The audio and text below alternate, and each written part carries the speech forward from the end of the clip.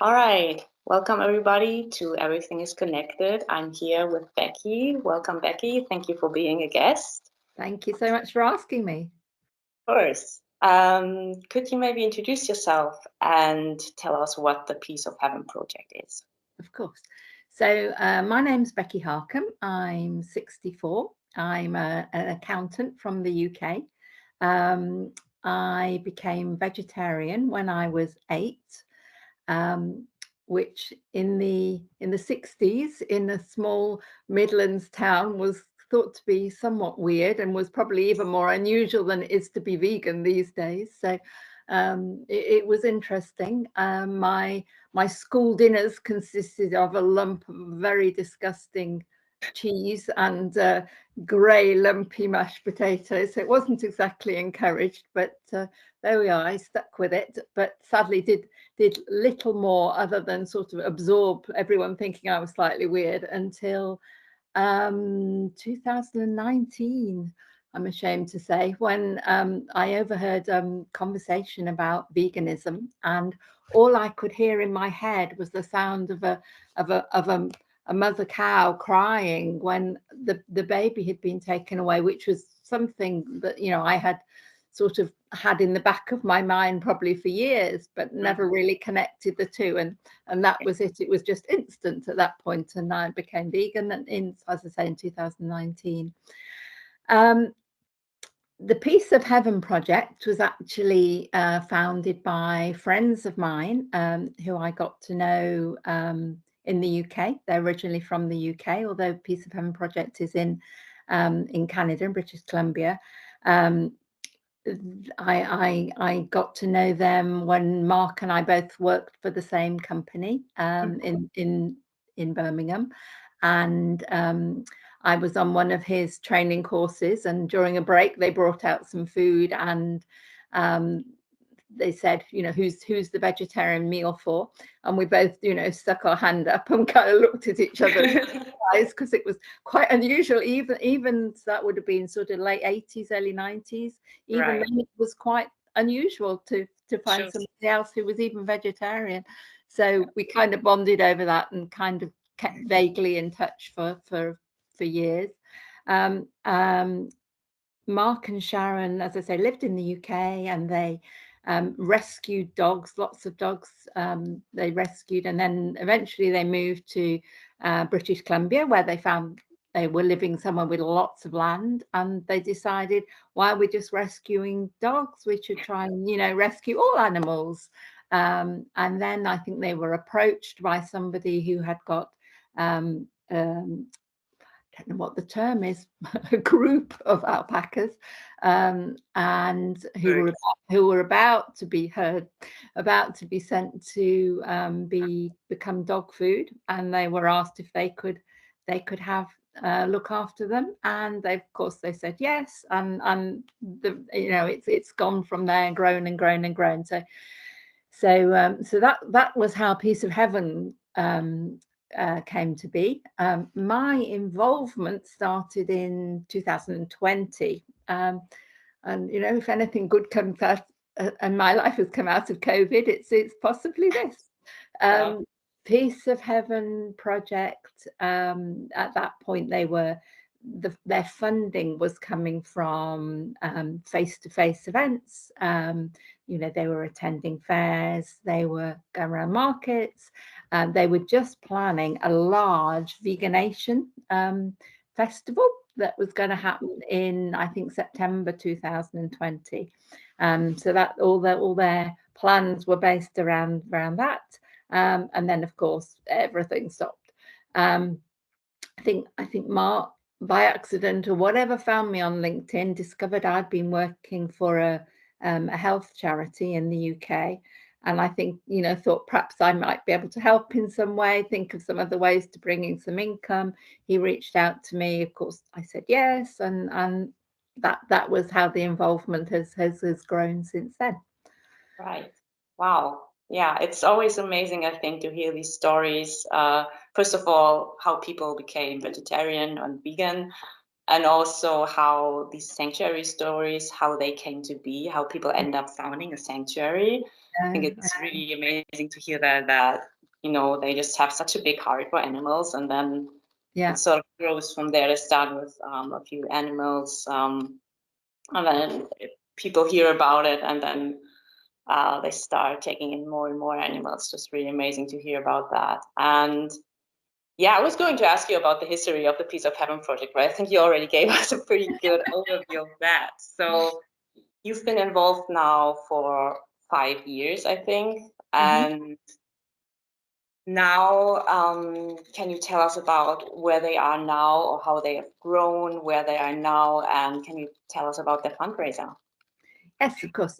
So, as I said, they started off with I think 7 animals. They've now grown. They've got 150 farm animals. So that's within 10 years they've grown that much. And I guess the other thing that's happened is climate change. So the land actually has changed quite a lot there. They don't have as much snow. It doesn't freeze as much. And of course wildfires in the summer. So and that has changed things as well. So really, it means that the growth in the number of animals, plus the fact that the weather is changing, has meant that the land that they've got for the animals is in great danger of becoming overgrazed, and then it doesn't sort of freeze in the winter in the same way, so get a chance to sort of harden up again. Yeah, so basically that's where they are, and they need some more support to build a fence.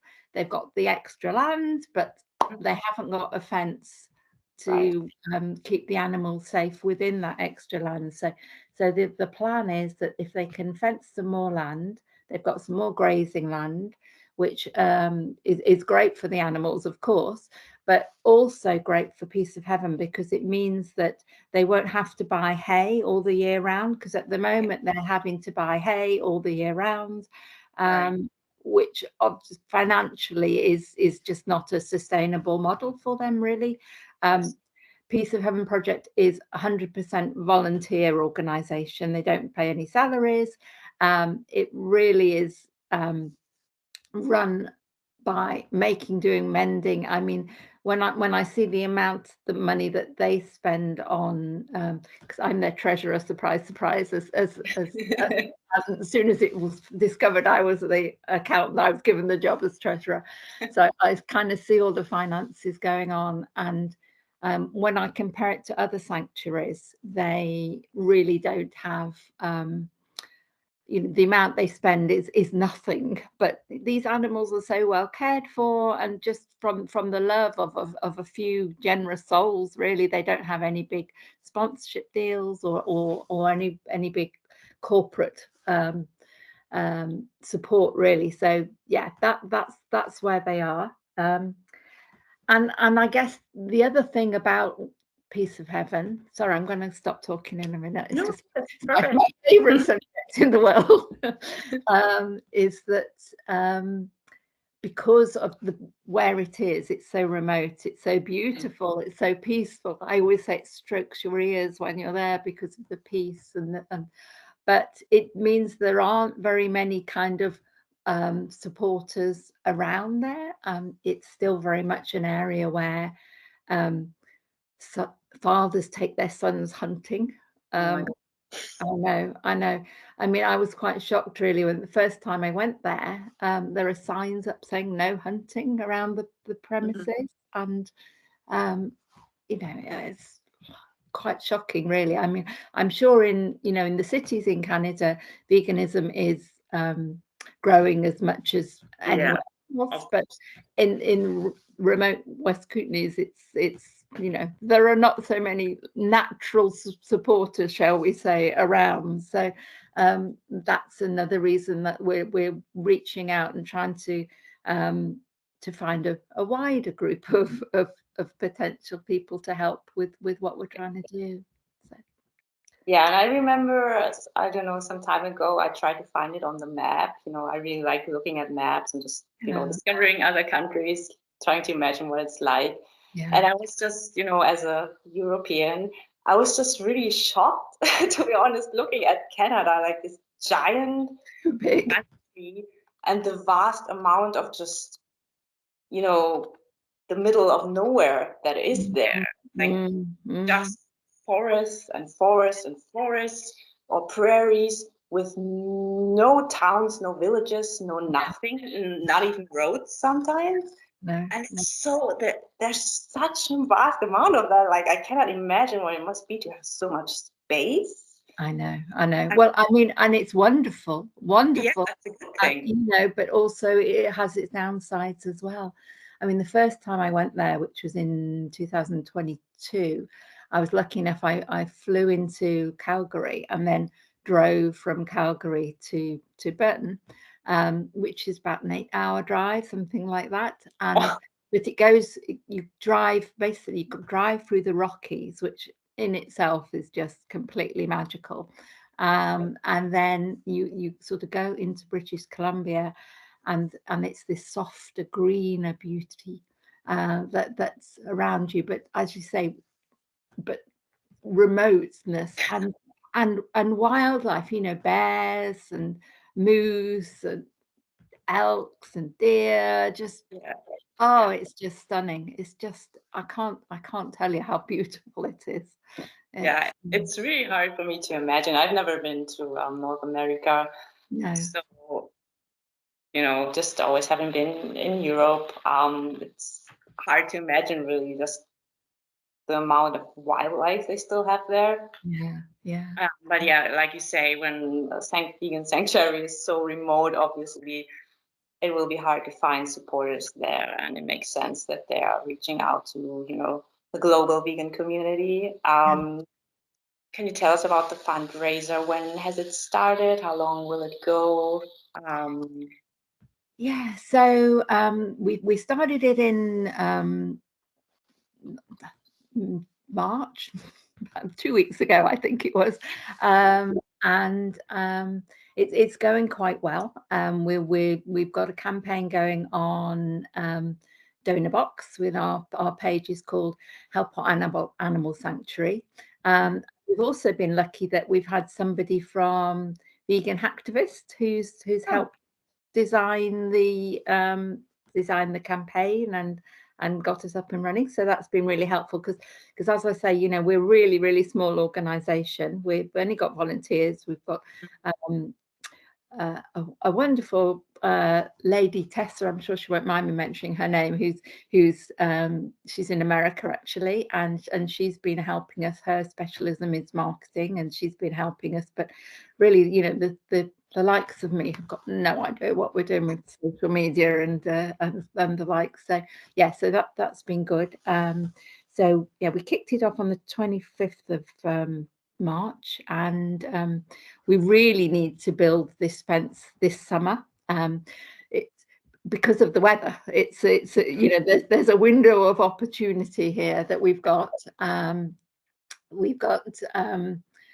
When the weather is warm enough for the ground to be soft enough to get the fence posts in, but then before it gets really hot, so it gets hard again. So sort of there's a window between the cold, hard ground in the winter and the hot, hard ground in the summer. So we've got a bit of a window, sort of early summer, where ideally we want to build the fence. We're doing quite well. We've started off what we've got. We need to raise $20,000 in total. We've got $4,000 so far, and we've also been promised $9,000 matched funds. So we've got this wonderful opportunity to get there if we can just reach a few more supporters, and the animals who are going to benefit from this. I mean, I wish I could introduce you to all of them, but I've been lucky enough to have spent 12 months there in the last 3 years on lots of visits. I go as often I possibly can, and spent a lot of time with those wonderful animals. And the reason the fence is going to cost 20,000 is because it needs to be cow proof. We've got 2 extremely large Frisian cows, Jimmy and Julian, who are brothers, and 4 Highland cows who are just so beautiful. And so it needs to be strong enough to make sure that they keep safe. Yeah. See. Yeah, I mean, you're always you're already guessing my next answers, and my next answer is really great. So I really wanted to ask you if you could share maybe 2 or 3 individual stories of these some of the residents of the sanctuary, because I think it always, it's nice to hear that there's a sanctuary with 150 animals, but I think the best thing is hearing these individual stories. I remember when I was a volunteer for Piece of Heaven project remotely, I got to read some of these stories and see some of the photos, and it really touched my heart, and it made me so happy that, people like Mark and Sharon exist who take in these animals and the home that they deserve. So I don't know if you know some of those background stories, and maybe introduce some of the characters. Yeah, and there are so many characters, and I mean, you see when animals live without fear as they are there, their personalities just shine, and they are all so different. And yeah. So who have we got? I've already mentioned Jimmy and Julian, but the Highland cows have a special place in my heart. There are 4 Highland cows, 2 mother and daughter combinations. So we've got Maggie and her daughter Bonnie, and then we've got Jess and Tilly. So they've come from breeding programs where what those poor mothers have been through is just breaks your heart. And certainly with Maggie, you can still see the sadness in her face, even though she knows now she's safe and she's happy. But the sadness of having all those babies taken away from her, and in Maggie's case they took her horns away as well. But the upside is that she's now living safely. She's there with her last baby, Bonnie, who is quite a character now, and the same. They're now the same size as Maggie, and Maggie's been a wonderful mother to her. She's just loved the opportunity to be a mother. When she first arrived at Piece of Heaven, she was really, not surprisingly, scared of humans, anxious of humans, and even now she's not as willing to be touched and stroked as some of the others are. But it's lovely when you see that you've built her trust. When I'm there, one of my jobs is to take the new hay bale into the animals enclosure, and the likes of Jimmy and Julian are all, they're very much, we're going to go there first and get our first, and Maggie sort of holds back a little bit, and I used to always take a bit of the hay from the new hay bale and hand fed it to her, and that was lovely that she trusted me enough to do that, and she was actively looking for that in the end, which was really nice. So yeah, so that's the cows. Who else have we got? We've got 4 pigs. We've got again brothers. I don't know what the thing with brothers is, but we've got Eddie and Harry, who are great characters. They are and pigs, they love to be cuddled, they love to be scratched and fussed with. They're so friendly. They come rushing up when you go there. I don't think it's all about the food. And then we've got Anne-Marie and Nancy, who are their sisters, and they were actually found running around the streets of Calgary, I suspect somebody had them. We don't really know, but I suspect somebody had them thinking they were going to be miniature pigs and were going to keep them in their home. And then, of course, they grew bigger than were expected, and they just threw them out onto the streets of Calgary. At the time, Sharon and Mark's daughter was living in Calgary, so she heard about these 2 pigs, and and managed to get them to Piece of Heaven. But they are the sweetest little things. They are so gorgeous. Yeah, but and then these 4 pigs spend the night together in their pigsty, all cuddled up. It's they're just gorgeous. You got me onto my favorite topic, the animals. We'll be here for hours, you know. Well, I know you also have some goats. I really like goats. They're so curious and bold. So we've got lots of goats actually, and as you say, they are incredibly interesting personalities. Again, all different. I mean, there are the very confident, cheeky, nosy ones, but equally, you've got the ones that are slightly more introverted. They do. You get the whole range.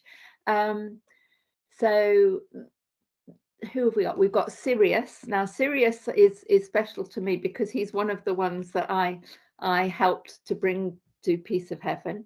He was actually he was a pet of a daughter of a local family, and they decided they didn't want him anymore, basically. As you do, or not. But anyway, so we were able to take him in, and so he went from living basically with a family being treated as a pet to having a goat family of his own, which he's obviously taken to very, very well, and now I think he's a lot happier now.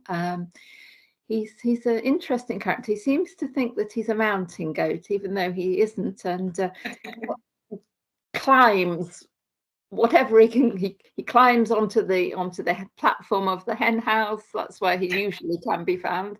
If I take the gator into the animal enclosure, he'll and once I've stopped, he'll climb onto the back of it. He just wants to climb all the time. He's quite a character. And there's another one who's I've got a very soft spot for, Cedric. He was rejected by his herd, which was very sad. And he came to live at Piece of Heaven, and again he was very scared of humans. He arrived and he ran away, and I think Mark spent hours and hours. Yeah, I read about that. Yeah, he managed to find him, but again he's had his horns burnt off. But he now is one of the friendliest ones. As soon as you go into the enclosure, he's there going, "Hi, what are you doing? What can I help?" And he's the sweetest one. So no. And the other thing, there are chickens. Since before I went to Piece of Heaven, I'd never touched one, and occasionally when I put them to bed at night, they need a bit of encouragement. It's like lifting up a little cloud. They're so soft. Oh, wow, they are so sweet. But no. Yeah, well, I could listen to these stories for hours, so maybe. But that's we got some other things to talk about. So, I mean, I think you actually already said some of the most important things. Something else I wanted to ask is whether you think that Piece of Heaven is different than other sanctuaries. I don't know if you've been to other sanctuaries, but when I was a volunteer last year, there were some plans to also open it up to visitors, to vegan visitors, as a sort of retreat. I don't know if that's changed and have it as sort of a little education spot about veganism too. So I was curious to hear if that's changed, or if I don't know, if you think that that it's different from other sanctuaries, because yeah, the way you talk about it, to me, it just sounds like it's really special. Yeah, no, well, absolutely is really special. And I mean, I think there are a number of reasons for that. I mean, one is this stunning location that it's in. You know, it's absolutely gorgeous, and it's got this wonderful energy. That's it's, you know, you can feel it healing your soul being there. It is astonishing. I think, you know, the other thing is the fact that it is all volunteers that run it. So I think, you know, that makes it special. The animals, of course, you know, that I'm very fond of, but yeah, also it's, the plans certainly are to be much more than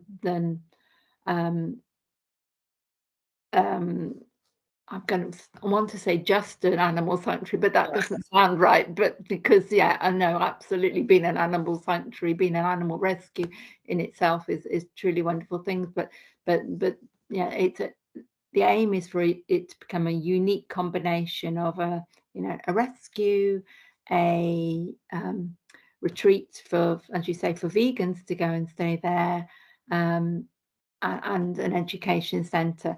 You know, I think the idea, Mark's background is in adult education, so sort of perfectly placed really to widen it out, provide somewhere, as I say, with this wonderful energy it's got for vegans to come and stay there. We hear that so many vegans stop being vegan for whatever reason, and you know, an opportunity to come and stay there, to bond with the animals, to just recharge, be somewhere where being vegan is normal, you know, and just go back with renewed vigor for being not vegan. And on the education side, there's kind of two arms of that. There's one very much that for educating vegans to influence other people to be vegan, and I think, you know, I think we think that the way to influence most people is by giving vegans the tools to do that, rather than trying to reach out to all the non-vegans in the world. What we want to do is trying to arm vegans to be more powerful in that respect. And also there's Mark has written an education program to try and with the intention that large corporate organizations can run this program, to encourage their staff to eat plant-based one day a week, and actually the effect on reducing CO2 emissions that would have, you know, we're talking the really large corporations, would be probably greater than all these initiatives they're currently doing through net zero. You know, so that is something as well that we're currently working on, and getting that out, which I think would make a huge difference. I mean, of course, our reason for doing it is more about saving animals' lives than climate change. But, you know, climate change is something that speaks to people. And certainly when you're sitting at the animal sanctuary surrounded by wildfires, and you don't know whether you're going to get the call to evacuate, which probably would not be possible. You know, it certainly brings climate change high up in your agenda. So yeah. So thank you for sharing that. Yeah. That sounds really exciting. Like all of those ideas, and yeah, I would really love. I'm definitely going to stay in the know and stay up to that. I hope it will work out. Yeah, I really love this idea to sort of this program for big corporations. And yeah, I don't know. I sort of keep thinking, you know, where the sanctuary is placed, like Vancouver is relatively near, and there are so many. I know it's like a big hub for vegans. Yeah. So, you should have like a little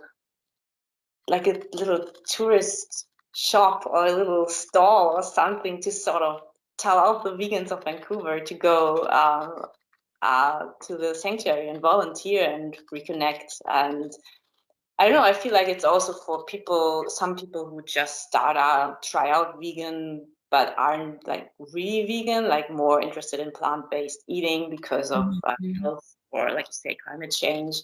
I think it would also be really beneficial to those people if you can get them there to interact with animals and sort of become true vegans through that, and also curious non-vegans, vegetarians, and I don't know, I feel like it could speak to so many people. And like also I think for children it would be amazing, like just to have school. I mean, I'm sorry, I'm starting to No, I know. I just really, that seems like such a, like you say, such a beautiful, magical place, and they do such great work for the animals. And I don't know, I feel like everyone, especially as a child, should have the chance to really experience animals being safe and safe from exploitation and harm, and like really being able to come into their full personality. And I think that really would have a big impact on most people, I think. And especially if it comes, with information about veganism and how it's connected to all of these other injustices like climate change and human injustices. And once you learn about that, I feel like there's not really going back anymore, even if it takes some people longer, of course, but once you know it, you know it. You can't unknow it. And then unknow it, no. Yeah. But yeah, I think we're already over half an hour, so I think we've got to come to an end, sadly. But what I wanted to ask is, how can people learn more about it? And do you still take volunteers? Are you open to volunteers remotely or in person on the location? And yeah, where can people find the link to donate and find out more? Okay. Yeah, so we've got a website where lots of this information is, which is pohpsanctuary.com. So yeah, have a look there, and that will tell you information about visiting or volunteering. Remotely, as I say, we've got a little team of remote volunteers, which is rather fun, all over the world, and seeing how people get on with their vegan journeys around the world. Once we're on a Teams call or whatever, it's hard to shut us up, really, because it's just so nice just to find some fellow vegans to talk to. So remote wise, it's for marketing or anything you can do remotely, really, but also desperately needing volunteers to help locally, and that could be helping out actually at the sanctuary, helping to care for the animals, or even with the local fundraising that we do. The biggest thing actually is bottle recycling. That's the thing that's actually bringing in most income for us at the moment, which is quite amazing. Yeah, so it's kind of nice to be doing something for sustainability as well as helping the animals. So yeah. So how does that work? So how does it work? So yeah. So we actually go around and royal we at this stage, but the volunteers in Burton go and collect bags of bottles that people would otherwise probably just throw away, and then they're able to sell them to a company that then recycles them. So yeah. Oh, really? Yeah. So it's really good. Yeah. Interesting. Lots of boxes. So yeah. I mean, people could do it themselves, but just getting it picked up and sorted for them is, yeah. But then it's a huge job because they have to sort them between all the different types of bottles. Yeah. So it's not quite as easy as it sounds, but yeah. But that kind of keeps us ticking over at the moment. So, right. Yeah. And I guess the link to the fundraiser is on the website. Yes, So yes, so there's a pop-up, there's also a link, and it says, it's like we're using donor box, and it's Help Our Animal Sanctuary. Great. Well, I hope this will inspire lots and lots of people to do any of those things and spread the word, of course, on Instagram. If you're on Instagram, you also have an Instagram page, and you can share the stories about the fundraiser and see some lovely videos of the animals too, which is really uplifting on a daily or weekly basis. I noticed. I think for us vegans, it really is important to get that feed of positive news and see animals happy, and there are so many videos of the misery that we're causing animals, so it is so lovely to see the happy ones. Exactly. Yeah. So thank you very much, Beccy. Thank you, Laura. Lovely to talk to you. Thank you. Bye. Bye.